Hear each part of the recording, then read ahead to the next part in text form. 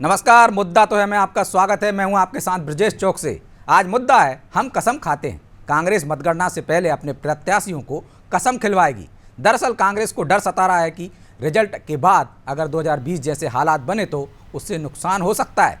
इसलिए कांग्रेस ने इसको लेकर पूरा प्लान तैयार किया है। हालांकि बीजेपी कांग्रेस के प्लान पर तंज कस रही है और कह रही है कि कांग्रेस के भीतर विश्वसनीयता की कमी शुरू से ही रही है। लेकिन अब सवाल यह है कि क्या कांग्रेस को फिर ऑपरेशन लोटस का डर सता रहा है? क्या बीजेपी ने इस बार भी कोई प्लान तैयार कर रखा है? आखिर सौगंध लेने के बाद कोई प्रत्याशी गद्दारी नहीं करेगा, इसकी क्या गारंटी है? आज इन्हीं सवालों को लेकर चर्चा करेंगे, लेकिन पहले देखिए ये रिपोर्ट।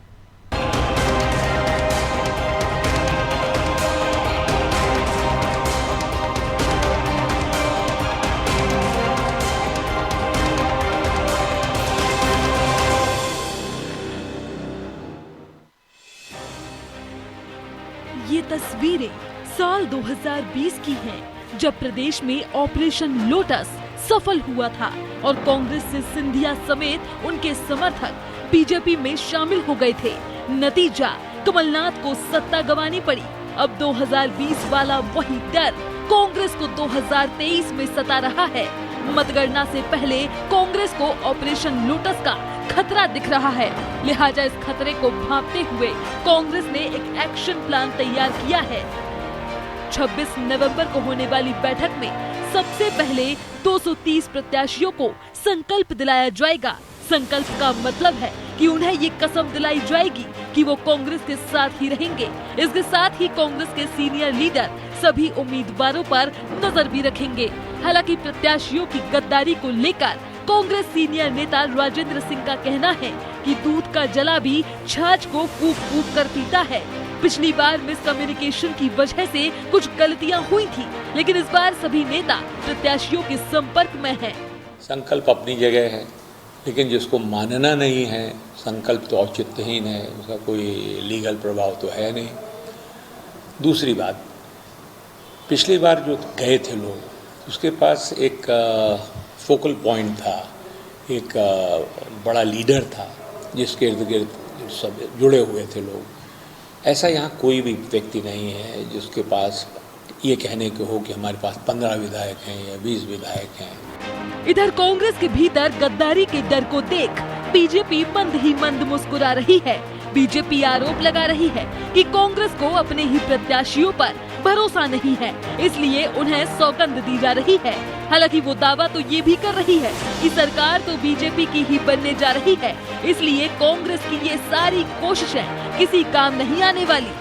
देखिए, कांग्रेस पार्टी हमेशा से ही विश्वसनीयता के संकट से गुजर रही है। मध्य प्रदेश की जनता का कांग्रेस के ऊपर विश्वास नहीं है, कांग्रेस का अपने नेताओं और कार्यकर्ताओं के ऊपर कभी विश्वास नहीं रहा है। यही कारण है कि न नेताओं का विश्वास कमलनाथ जी अर्जित कर सके, न ही यहाँ उनके कार्यकर्ताओं पर कमलनाथ जी विश्वास कर पाए। और इस प्रकार के विश्वास के अभाव में कांग्रेस पार्टी आज अपने अस्तित्व की लड़ाई लड़ रही है। कुल मिलाकर कांग्रेस 2020 के बाद से सबक लिए बैठी है, इसीलिए अब फिर से वो गलती नहीं दोहराना चाहती जिससे उसे फिर से नुकसान झेलना पड़े।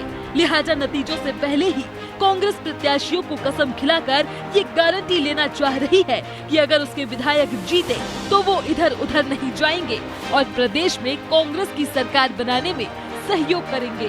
हालांकि कांग्रेस सौगंध की डोर से अपने प्रत्याशियों को कब तक बांध कर रख पाएगी, ये तो वक्त ही बताएगा। ब्यूरो रिपोर्ट, अनादि टीवी।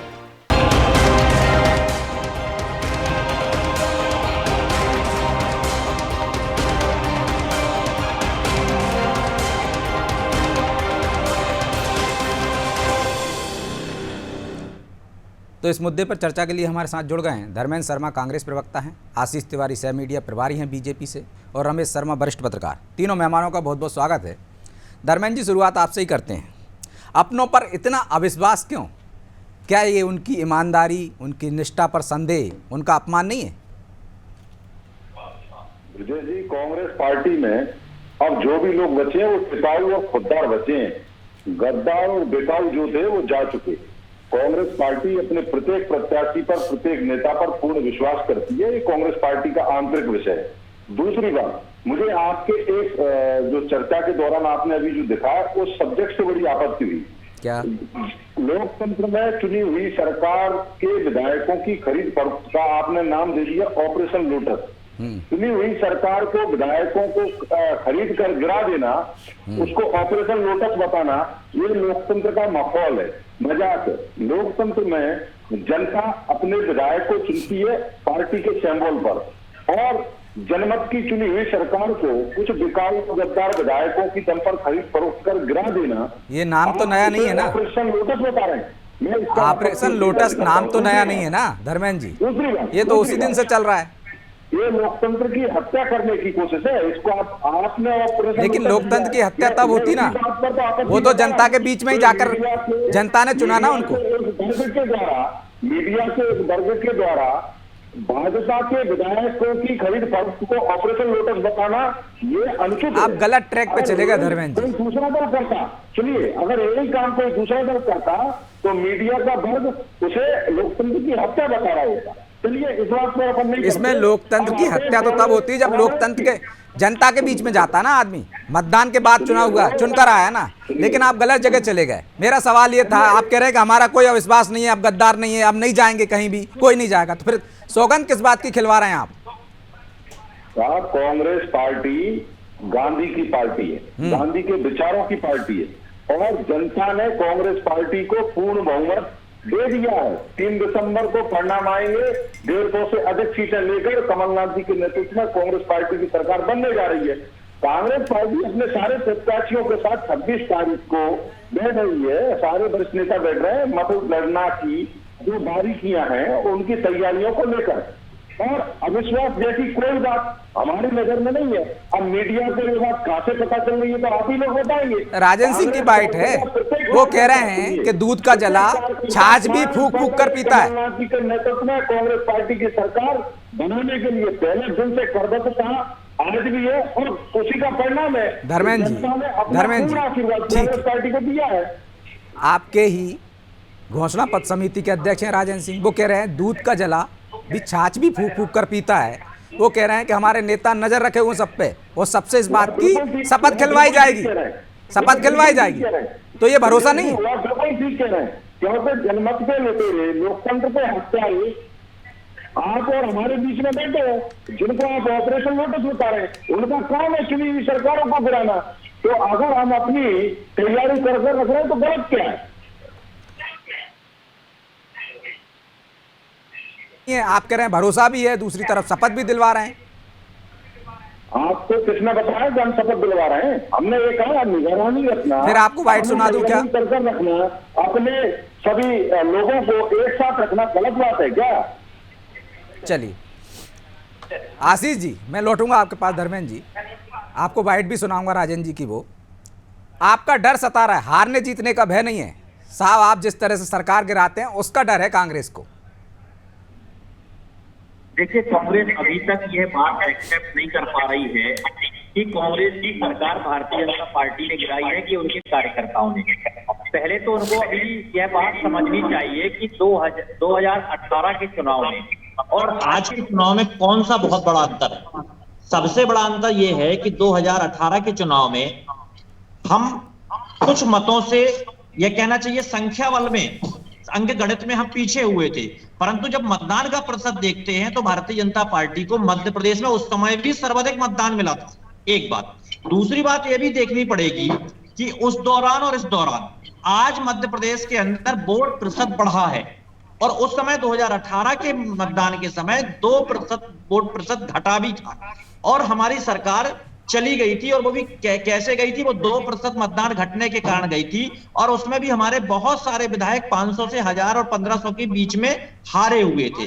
परंतु आज की परिस्थितियों में जब हम देखते हैं तो मध्य प्रदेश के अंदर मतदान बढ़ा है, महिलाओं का मतदान बढ़ा है, युवाओं का मतदान बढ़ा है। जो मतदान बढ़ा है, मतलब आपको 2018 की तरह ज्यादा मत प्रतिशत मिला और सरकार नहीं बना पाए, अंक गणित में फिर पीछे रह गए, तो फिर वही कहेंगे, यही तर्क देंगे कि हमें तो मतदाताओं ने ज्यादा समर्थन दिया है। देखिए, मतदाताओं का प्रेम और स्नेह भारतीय जनता पार्टी के साथ में है, और हमें किसी प्रकार के समर्थन की आवश्यकता पड़ने वाली नहीं है। हम मध्य प्रदेश के अंदर 150 सीटों से सरकार बनाने वाले हैं, और 3 तारीख को यह परिणाम दिखेगा। और उस समय भी शायद हमारे कांग्रेस के मित्र हमारे साथ डिबेट में होंगे उस दिन भी, तो निश्चित तौर पे मैं उस दिन उन्हें इस बात के लिए बहुत अच्छा खेला। ये तो बात आपने तो शिवराज जी से भी 10 सीटें आगे बढ़ा दी, वो 140 कह रहे हैं, आप 150 कह रहे हैं। देखिए, ये आत्मविश्वास की बात है। भारतीय जनता पार्टी के कार्यकर्ता के अंदर आत्मविश्वास है, भरोसा है। यदि शिवराज जी में कम है, थोड़ा कार्यकर्ता में ज्यादा है। तो आज विधायकों को भोपाल नहीं बुला रहे होते, अपने प्रत्याशियों को भोपाल नहीं बुला रहे होते। ठीक है शर्मा जी, कांग्रेस के कदम के क्या मायने हैं? क्या गारंटी है कि कसम खाने के बाद पाला नहीं बदलेंगे? फिर ये कवायद क्यों? देखिए, मोटे तौर पर ये बात तो सही है जो राजेंद्र सिंह जी ने कहा कि दूध का जला छाछ फूंक करके पीता है। 2008 ये पूरे चुनाव प्रचार में हमने देखा कि 2018 के अनुभवों का कहीं ना कहीं बहुत हाई अलर्टनेस पर कांग्रेस ने इस बार कदम उठाए हैं। एक बात हुई। दूसरी बात, 2020 में जो स्थिति बनी थी वो मुझे इस बार अब संभावना कम दिख रही है कि वो स्थिति वैसी बनेगी। उसका एक कारण है कि मुझे पता नहीं क्यों लग रहा है, रिजल्ट तो अब जैसा जनता ने दिया होगा वो आएगा, लेकिन जिस किसी को भी बहुमत मिलना है वो कहीं ना कहीं पूर्ण बहुमत मिलेगा। 2018 के परिणामों में बहुत सारी विसंगतियां थी। सबसे बड़ी विसंगति तो ये थी कि 4 लोग तो ऐसे जीत गए थे कि हार जीत का जो अंतर था उससे ज्यादा नोटा को वोट मिले थे। तो कुल मिलाकर के 2018 का परिणाम थोड़ा सा अलग था। दोनों को वोट लगभग बराबर वोट जैसे मिले थे वो अलग था। फिर इसके अलावा एक बात, 2018 में सरकार बनने से पहले मैंने लगभग हर चैनल पर बोला था कि कमलनाथ जी बहुत सीरियस नेता हैं, कांग्रेस के वरिष्ठ नेता हैं, लेकिन वो कमरे की कूटनीति और रणनीति में जितने माहिर हैं उतने वो मैदानी नेता नहीं है। ये मैंने हर चैनल पर कहा था।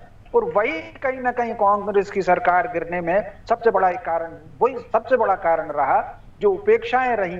आप माधव ज्योतिरादित्य सिंधिया के नेतृत्व में तो कुछ चले गए। उमंग सिंगार ने कैसी बाइटें दी थी, दिग्विजय सिंह जी की, लक्ष्मण कैसी बाइटें थी, लक्ष्मण सिंह जी की कैसी बाइटें थी, तो वो कहीं ना कहीं एक बिखराव जैसा रहा। तो उस बात से सबक लेकर के कांग्रेस ने पूरे प्रचार के दौरान, खासतौर से दिग्विजय सिंह जी ने जो कमरा बैठ कर लिए हैं, वो कहीं ना कहीं कांग्रेस में एकत्व का संचार किया है। और वो जो 26 तारीख को जो बैठक बुला रहे हैं, मैं समझता हूं इन्हीं सब चीजों को लेकर के बैठक बुला रहे हैं। तो 2018 के अनुभव को लेकर के बहुत साफ रणनीति कांग्रेस की रही है कि मैदानी सारी की सारी रणनीति जो है वो कमलनाथ जी के हाथ में थी और कमरे की रणनीति वो सारी दिग्विजय सिंह के हाथ में थी। तो अब अगर बाई दबे, एक तो मुझे लग नहीं रहा कि वो स्थिति बनेगी कोई हंग असेंबली जैसी, और अगर बन भी गई तो वो स्थिति नहीं होगी इस बार। जो सरकार चलेगी तो वो चलती चलेगी, टूट फूट की संभावना मुझे इस बार कम दिख रही है। जी तो धर्मेंद्र जी, इस बार संभावनाएं कम है। एक तो जनता जिस तरह से मतदान प्रतिशत बढ़ा है, पूर्ण बहुमत जिसे भी देना होगा उसे देगी। फिर ये जो कवायद आप कर रहे हैं तो निश्चित तौर पर इसके मायने कुछ नहीं है। और जो आपने सवाल उठाया था, इसलिए मैं राजन जी की बाइट आपको सुना देता हूं कि उन्होंने खुद कहा है कि हम शपथ दिलवाएंगे। ऐसा है, दूध का जला छाछ भी फूंक फूंक कर पीता है। हाँ ठीक है, तो जो सीनियर लीडर्स हैं आपस में, जो नए हैं और उनके टच में सब हैं लोग हैं, जिस इलाके के जो सीनियर हैं अपने जूनियर्स के साथ, नए विधायकों के साथ सब टच में हैं, उनका निरंतर इंटरेक्शन है। तो कहीं ऐसा ना हो कि विवाद, संवादहीनता हो, और जब संवादहीनता होती है तब इधर उधर आदमी देखता है, तो ऐसी स्थिति नहीं आने दी जाएगी और ऐसा संभव भी नहीं है, इस बार नहीं है। सब सुन लिया आपने, वो कह रहे हैं पिछली बार ऐसा कोई नेता अब नहीं है, लेकिन इसके बावजूद भी सौगंध तो दिलवाई जा रही है ना। ब्रजेश जी, आप बताओ उन्होंने कहाँ कहा है कि हम सौगंध दिलाएंगे? उन्होंने कहा कि अब हमारे यहाँ ऐसा कोई गद्दार नेता नहीं बचा जो अपनी माकमान पार्टी से गद्दारी करे। जिनकी फितरत थी खानदानी गद्दारी करने की, वो गद्दारी कर चले गए। अब जो कांग्रेस में कार्यकर्ता है वो खुददार है, टिका हुआ बिकाऊ नहीं है। कमलनाथ जी के नेतृत्व में मध्य प्रदेश की जनता ने भरपूर आशीर्वाद दिया है। 150 से अधिक सीटें लेकर कांग्रेस पार्टी सरकार बनाने जा रही है। और 26 तारीख को जो हमने विधायकों को बुलाया है, मैं आपको बता रहा हूँ चुनावी तैयारियों को लेकर, मतगणना में हमको कैसे सावधानी। लेकिन आप कह रहे हैं अब कोई बिकाऊ नहीं है, सब टिकाऊ हैं। तो जब राष्ट्रपति चुनाव के दौरान आपके जो विधायकों ने क्रॉस वोटिंग की थी वो क्या है? तो कहीं ना कहीं संदेह तो है ना आपको, वो क्या टिकाऊ हैं? और अब भरोसा है आपको कि वो टिके रहेंगे? आप इधर उधर की बात घुमाकर इस चुनाव से अगर जोड़ेंगे तो मैं कैसे मान लूंगा? मैं आपसे कह रहा हूं ना जिम्मेदारी के साथ, कांग्रेस पार्टी में अब खुददार और ईमानदार लोग बचे हैं, बेकाबू और गद्दार लोग चले गए। जितना भी हमारे यहाँ जो गुटबाजी का दीमक था वो भाजपा में चला गया। आज गुटबाजी का दीमक तो भाजपा को लगा है। आज मैं ग्वालियर चंबल से आता हूँ, आप यही देख लीजिए, एक नरेंद्र सिंह का वोट, एक शिवराज सिंह का वोट, एक बीडी शर्मा का वोट, एक प्रभात झा का वोट, एक पवैया का वोट, यहाँ इतने सारे वोट हैं। तो पूरे प्रदेश में तो कैलाश जी का गुट भी है। अनेकों गुटों में बटी हुई भाजपा इस समय अंदर जंग में लगी हुई है और वो आपस में निपट रहे हैं बहुत अच्छे से। मध्य प्रदेश की जनता ने माननीय कमलनाथ जी को भरपूर आशीर्वाद दिया है। 150 से अधिक सीटें लेकर कांग्रेस पार्टी पूर्ण बहुमत की सरकार बना रही है, किसी प्रकार का कोई संशय नहीं। ठीक है आशीष जी, जो उनके यहाँ रोक था, जो दीमक थी, वो आपके यहाँ पहुंच गई। आपके यहाँ वो समस्या है, उनके यहाँ नहीं। देखिए, भारतीय जनता पार्टी का कार्यकर्ता बहुत ही स्पष्ट होता है। वो केवल और केवल विचारधारा के लिए काम करता है। हमारा केवल एक प्रत्याशी था इस चुनाव के अंदर, हर एक सीट पर वो था कमल का फूल, और हम कमल के फूल के साथ में चुनाव में उतरे। हमने अपने प्रत्याशी के लिए काम किया, और प्रत्याशी के लिए काम केवल एक स्तर पर नहीं किया कि प्रदेश के पदाधिकारियों ने किया हो, हमने बूथ स्तर तक काम किया। बूथ में हमने पन्ना इकाई तक काम किया। तो आज हमारा कार्यकर्ता घर घर पहुंचा है। निश्चित तौर पे हर एक घर से हमें वोट मिली है, और हर एक घर से वोट मिलने के कारण ही वोट प्रतिशत बढ़ा है। और हमारे जो कार्यकर्ता पन्ना प्रमुख थे, उनकी मेहनत का परिणाम है कि आज मध्य प्रदेश के अंदर मतदान का प्रतिशत भी बढ़ा है। तो निश्चित तौर पे भारतीय जनता पार्टी का कार्यकर्ता विश्वसनीय है, और भारतीय जनता पार्टी का कार्यकर्ता का जो साहस और आत्मबल है वही उसे जिताने वाला है। तो शर्मा जी, क्या कांग्रेस की, या हम कहें कि कमलनाथ जी की रणनीति बदल गई है? वो कमरे से निकलकर जमीन के नेता हो गए हैं क्या? नहीं, थोड़ा सा उनमें मैदानी सोच तो आया है, और कार्यकर्ताओं से बातचीत करने का जो कहीं ना कहीं उनका लहजा भी बदला है। जो पहले वो बदला करते थे, जो खूब मीडिया में भी आया है, बहुत ज्यादा वो सुनते नहीं थे, मंत्रियों तक से कह देते कि चलो चलो फिर बात करेंगे। अब लेकिन कहीं ना कहीं उनकी शब्दावली में सुधार आया है। एक बात जरूर मैं कहना चाहता हूँ, राजनीतिक दलों में ये कोई गारंटी नहीं ले सकता कि अब टूट फूट नहीं होगी और अब टूट फूट होगी। संसार में ऐसा कोई राजनीतिक दल नहीं है जिसमें टूट फूट ना हुई हो। भारत में जितने राजनीतिक दल हैं, कहीं ना कहीं वो कांग्रेस से ही जुड़े हुए थे। आप मुझे बताइए, सावरकर जी पहले कांग्रेस में थे, डॉक्टर हेडगेवार पहले कांग्रेस में थे, शरद पवार कांग्रेस में थे, ममता बनर्जी कांग्रेस में। कांग्रेस तो जितनी बार टूटी है, कोई दूसरा दल उतना टूटा ही नहीं है। फिर इंदिरा जी ने 2 बार कांग्रेस को तोड़ा। तो ये कहीं ना कहीं देश काल परिस्थितियां ऐसी होती हैं, इस पर ना तो किसी की प्रशंसा की जानी चाहिए और ना किसी की आलोचना की जानी चाहिए। जनसंघ जो था, आमतौर पर यह माना जाता है कि कहीं ना कहीं अनुशासन के लिए संघ के कार्यकर्ता बहुत प्रतिबद्ध होते हैं, लेकिन उसके बावजूद भी देखिए जनसंघ टूटा। बलराज मधोक की क्या स्थिति बनी? बीरेंद्र कुमार सकलेचा यहाँ से टूट के चले गए थे, फिर लौट के चले गए। उमा भारती चली गई थी, फिर लौट कर आ गई। खुद कांग्रेस में अर्जुन सिंह चले गए थे, फिर लौट कर आ गए। तो राजनीति में ये सब चलता रहता है। तो जो लोग चले गए हैं या जो लोग आ रहे हैं, उनके प्रति भी हम इतने बहुत असम्मानजनक ऐसे शब्दों का उपयोग ना करें। राजनीतिक दलों को इसमें बचना चाहिए। आज चले गए, हो सकता है कल लौट आए।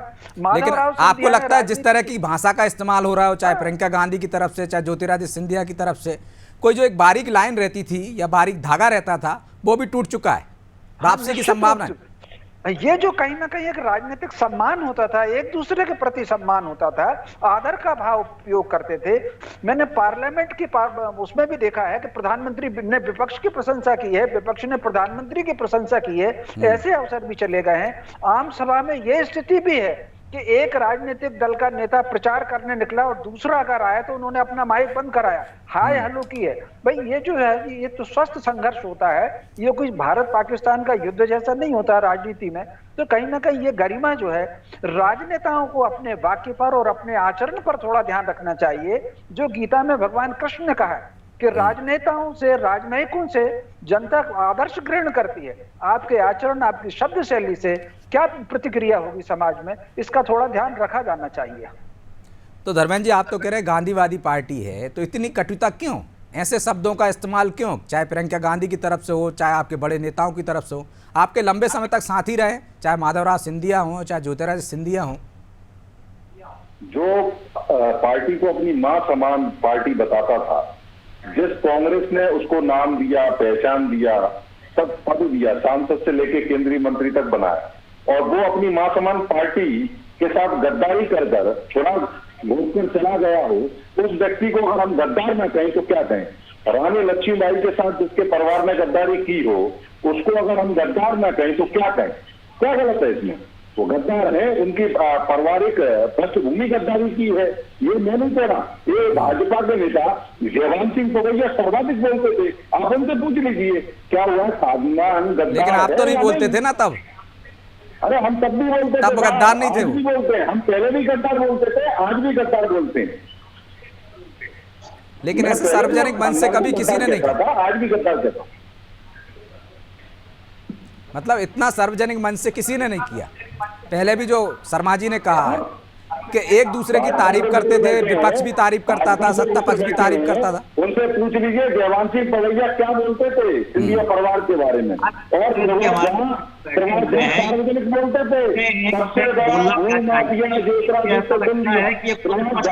कई सारी वीडियो क्लिपिंग मेरे मोबाइल में है, आप कहो तो मैं प्ले कर आपको सुना देता हूँ, और जयवंत सिंह पवैया जी की कई सारे वीडियो क्लिपिंग मेरे पास है, आप कहे तो मैं सुना दूं।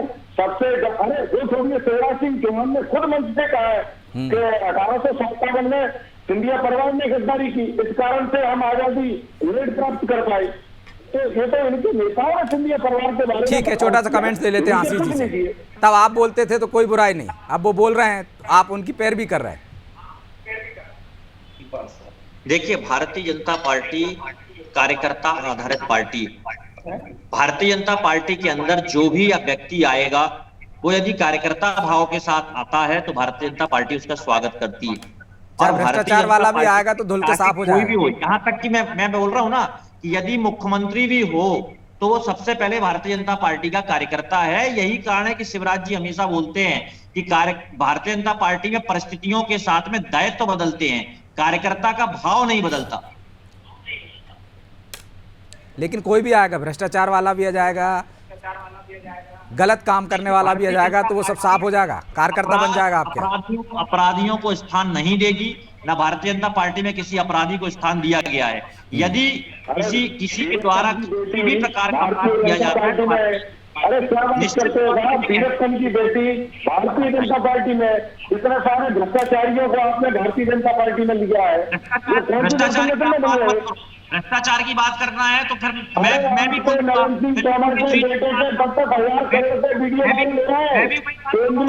मंत्री नरेंद्र सिंह तोमर का वीडियो मेरे मोबाइल में आपको प्ले करके दिखा दूं। इतने लंबे 100 करोड़ 200 करोड़ 500 करोड़ भ्रष्टाचार हुआ है, यही कारण है कि आपको। चलिए धर्मेंद्र जी, भ्रष्टाचार की बात तो होनी भी नहीं चाहिए, क्योंकि हाल ही में किस तरह से ईडी ने संपत्ति जब्त की है, बहरहाल समय की बाध्यता, इसलिए चर्चा को एक विराम देना होगा। आप तीनों मेहमानों का बहुत बहुत धन्यवाद। तो राजनीति में इस पार से उस पार जाना, पाला बदलना कोई कसम या किसी बात की गारंटी नहीं है। आज के दौर में नेता इधर से उधर जाते रहते हैं, लेकिन जो शर्मा जी ने कहा है, सबसे बड़ी बात यह है कि अब वैसे बोल बयान नहीं रहे। जिस तरह से कटुता बढ़ी है वो सियासत में नहीं बढ़ना चाहिए, ऐसे बयान नहीं देना चाहिए जिससे कि किसी को बाद में शर्मिंदा होना पड़े या जब दोबारा पार्टी में लौट कर आए तो नज़रें झुकाना पड़े। बहरहाल मुद्दा तो है, मैं इतना ही, मुझे दीजिए इजाज़त और आप देखते रहिए अनादि टीवी। नमस्कार।